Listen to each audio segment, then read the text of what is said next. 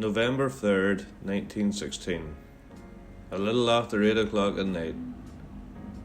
The wind is roaring across Carlingford Lough. Rain lashes the sea. Waves smash against the rocks at the Holboline Lighthouse as it sweeps through the darkness. Out there in the black water, two steamships are moving forward towards each other.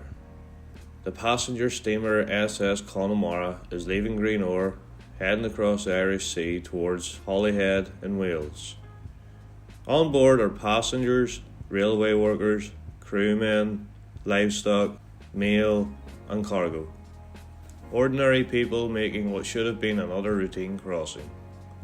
At the same time, the coal ship Retriever is entering the loch on her way to Newry, carrying tons of coal through worsening weather. Neither captain knows it yet, but within the next few minutes, both ships will be at the bottom of Carlingford Lough, and nearly everyone on board them will be dead.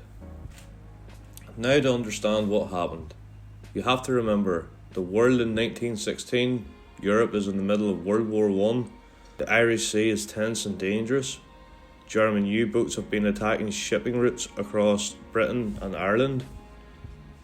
Merchant ships are nervous targets.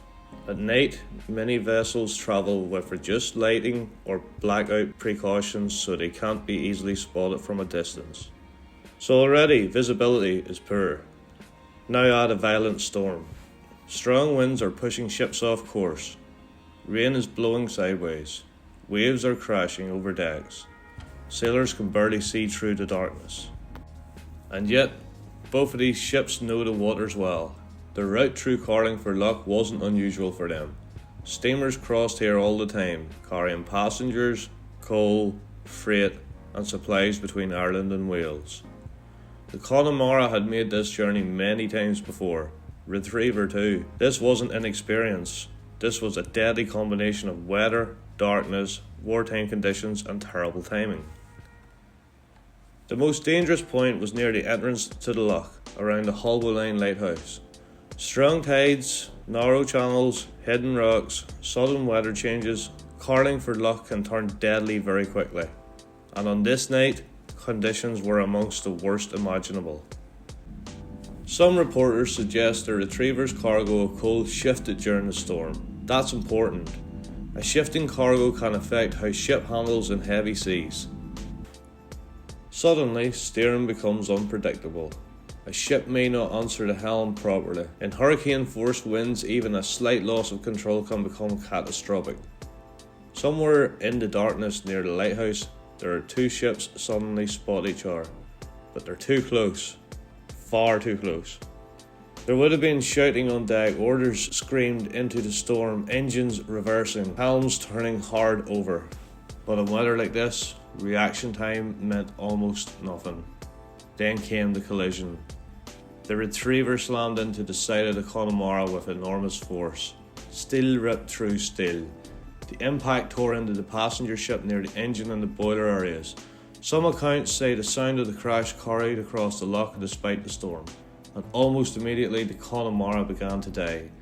Imagine the panic on board. Pitch darkness, freezing seawater rushing in below deck, passengers walking in confusion, crewmen trying desperately to launch their lifeboats into massive seas.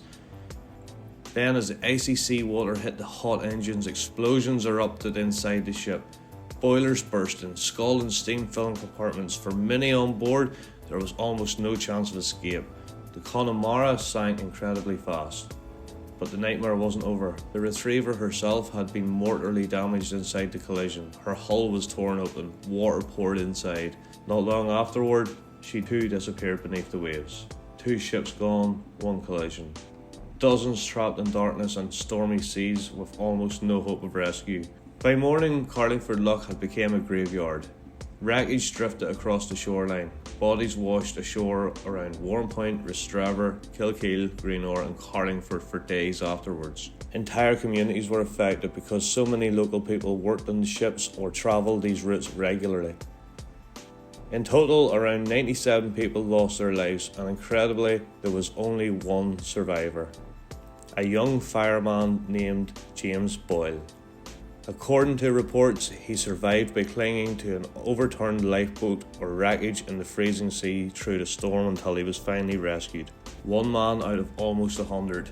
And even today, more than a century later, the story still haunts the loch. The wrecks remain beneath the waters near the entrance to Carlingford Loch, not far from the Holbeline Lighthouse.